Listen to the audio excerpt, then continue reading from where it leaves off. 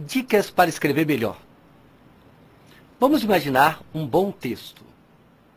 Para isso, pense em alguém que você conhece, que tem uma capacidade de um bom raciocínio, que você considera que leia, escreva bem.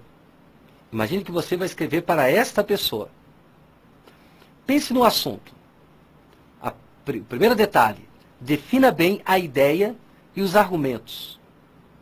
Ao definir a ideia, você certamente fez um esboço na hora do seu concurso. Ao falar para essa pessoa, você tem que observar se há uma relação coerente entre a ideia e o argumento. Certamente, se você vai defender uma ideia, você tem um argumento para isso. Agora imagine o primeiro parágrafo.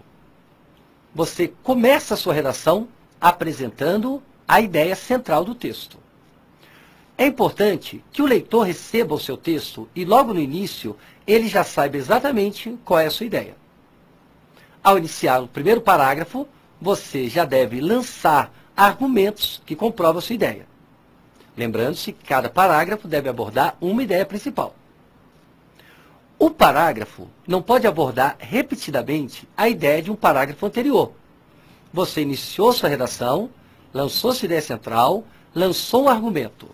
Ao dar prosseguimento ao texto, jamais uma mesma ideia pode ser repetida de um parágrafo para o outro.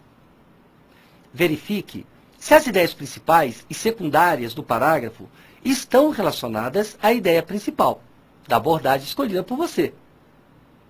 Não acumule muitas ideias em um parágrafo.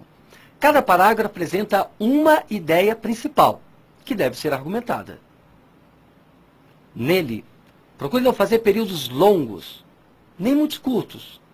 Tá? O que é um período longo ou curto? Normalmente o parágrafo possui 3 períodos.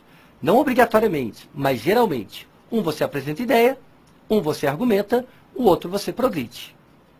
Evite o uso de palavras repetidas. Cuidado com a letra. Ela não precisa ser bonita, basta ser legível. Uma letra pode ser de forma, a letra pode ser cursiva. Os concursos têm considerado as duas formas. O que não pode acontecer é a mistura entre as duas. Você deve evitar qualquer mistura. Isso acontece muito nos encontros consonantais. Procure